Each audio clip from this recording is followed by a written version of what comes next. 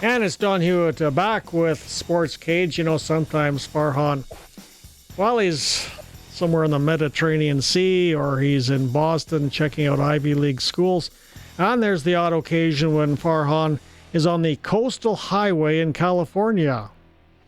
So we ask you, Farhan, why are you on the Coastal Highway in California? I think you're okay now. Is he okay there, Colson? Should I start over again? Okay. Can you hear me there, Farhan? Why are you on the Coastal Highway in California? I was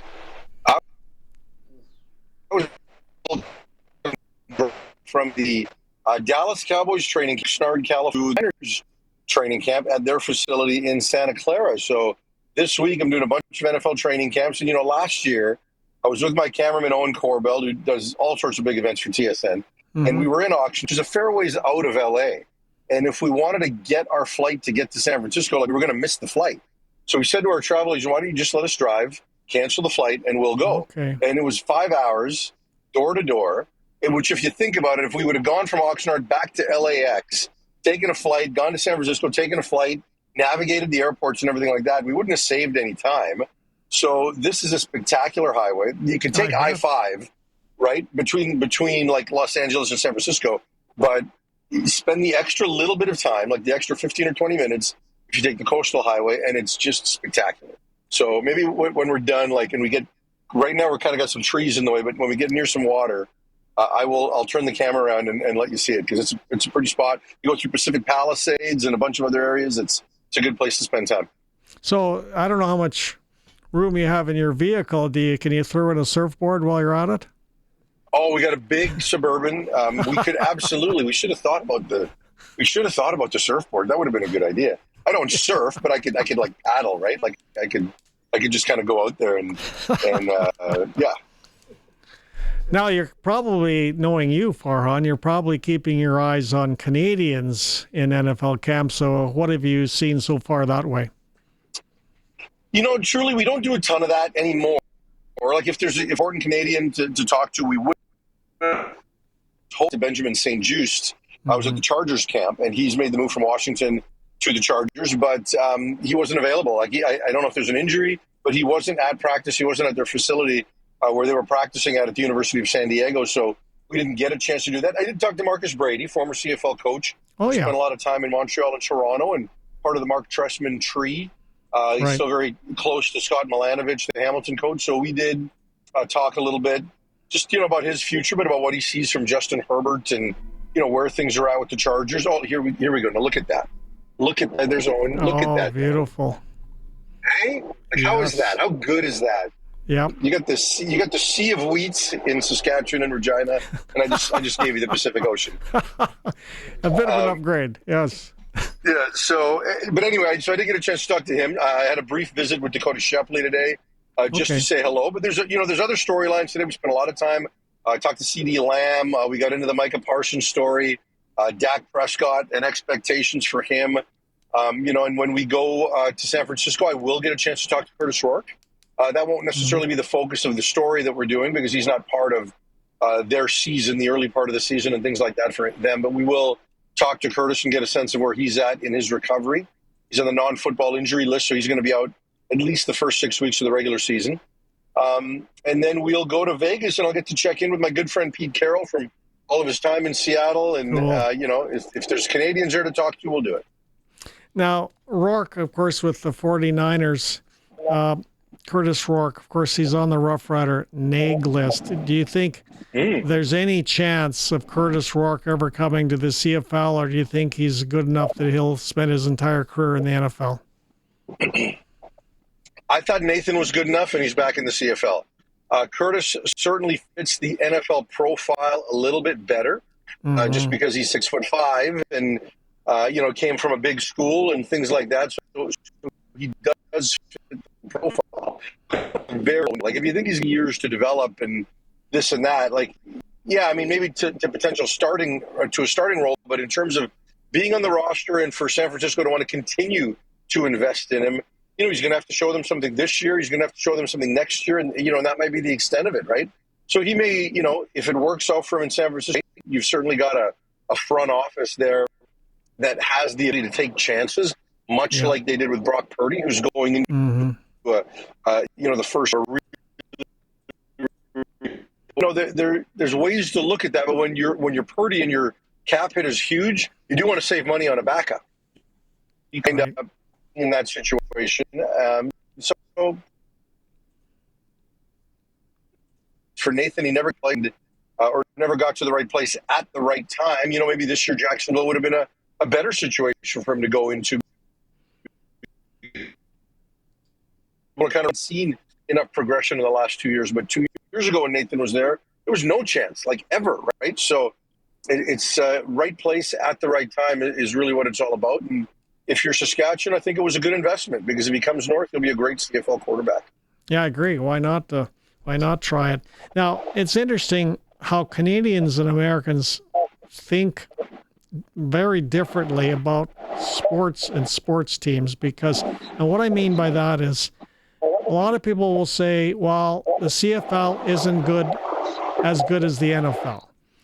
And in the United States, the U.S. college football is the second most popular sport to the NFL in the country. It's ahead of U.S. college football is more popular than the NBA, the NHL, Major League Baseball, because people realize how entertaining it is. It's the same with March Madness. Is March Madness the caliber of the NBA? No. Is March Madness as entertaining as the NBA? Yes, and even more so in certain respects. And that's what bugs me about people that keep comparing the two, because it's really all about entertainment value, is it not, Farhan? And the CFL quite often has more entertaining games than the NFL. Yeah, and I think also there's the element of the package, right? And if you look at the NCAA, it's packaged very much like the NFL.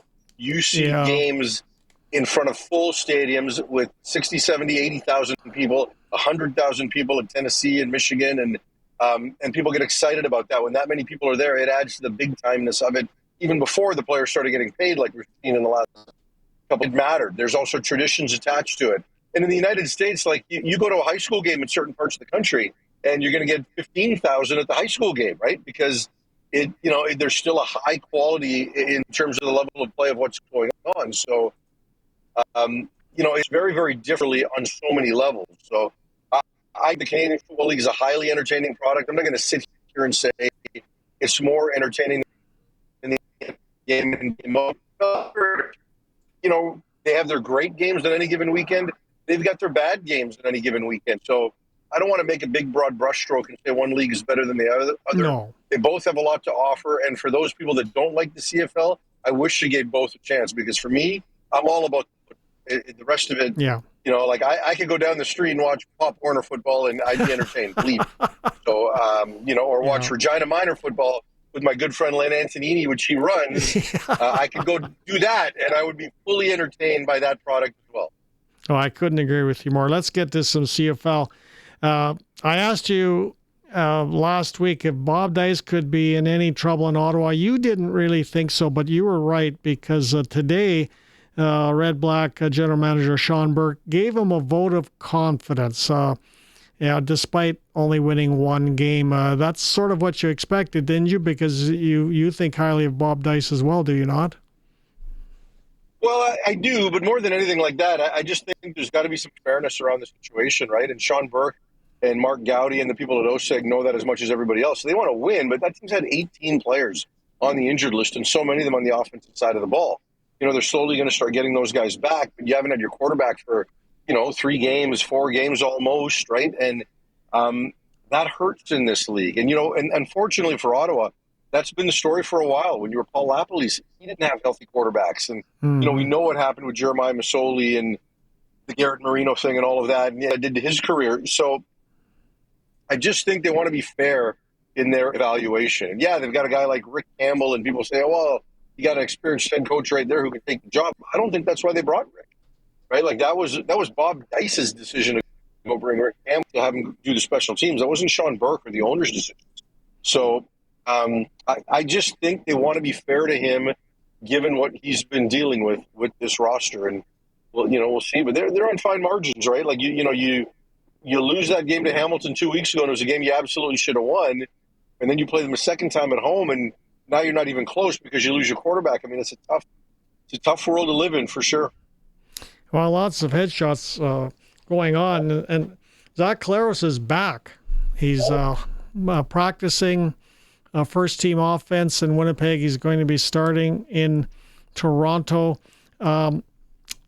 I guess what he said when he first came back to practice, I believe yesterday, was he didn't feel there was consistency on the calls from the referees on high hits on the quarterbacks. What do you think about that? Would you agree with that? I think the league is working in the right direction, right? And, and I had the same conversation with people in Ottawa about the Drew Brown hit. People were like, well, how was he even in the game? Why was he not ejected?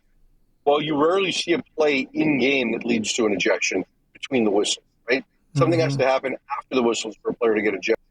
The fact that this year they've made the change where they're able to add a personal foul from video review, and they're able to make it a grade 2, which is a 25-yard penalty and no half the distance. You can take it right to the 1-yard line, regardless of where it happens. I think those are steps in the right direction. So I don't know that you're ever going to get complete consistency on any level of officiating in any sport. I think the CFL job for officials is harder than it is in the NFL because the field is so much bigger and they just got to cover more space and more players. Like I get what Zach is saying, and he's certainly sensitive to the subject because he's been through it more than any quarterback in the league right now. And there have been moments in his case where it's been inconsistently applied. But I do think overall the league's taking steps in the right direction. You can't just, it doesn't just happen instantly, right? Like there are steps, and is this enough to deter behavior? Great. If it isn't, then we got to take the next step. But right now I think it's going the right way. Okay, one last question. The Alway hit on Kadem Kerry. You must have got a good view of that because it was right by where you were doing your reporting on Saturday night. Now, how did you look or how did you see that hit? I mean, it was a very violent hit, but is it a point of you can have very violent hits that are within the rules of the game? Oh, for sure, right? And I mean, look, the Drew Brown hit, while there was helmet-to-helmet contact, I looked at the hit by Amos, and in my opinion, he was trying to drop his head to hit him in the chest, but he still hit him in the face mask. Now that hit looks so much more spectacular because Drew Brown didn't have his helmet done up properly, right? He had the top chin strap done on both sides. Didn't have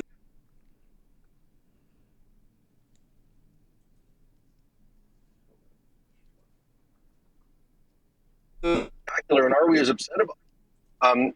And there were multiple people involved in that Kadem Kerry hit. Deontay Williams was among them, and it was very much a bang. I didn't think it was illegal. I'm not sure a lot of people, as far as the riders are concerned, thought it was illegal, but it certainly was spectacular. And what was amazing to me was that Kadem Kerry, I mean, there was a dislocation. They were literally like grossed out when we saw it. Because I was close to it, to your point. But people looked at it and took a knee, began praying instantly, and yet he didn't want to take part, and he didn't even want to be stabilized. And that was a severe injury, right? I can't see him over this year. And certainly they put him on, but because he held back and forth twice, and they came with such. So I would look at that hit and say it was necessarily outside the rules of play. Farhan, enjoy your beautiful view of the ocean and try not to swim too often while you're heading to another NFL camp. But thanks for joining us. My feeling Kerry is not because I'm from Vegas.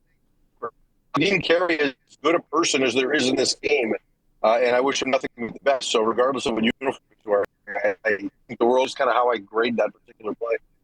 Okay, I'm sure he'll. Next time I'll bring a surfboard. I'll bring a surfboard next time. Okay.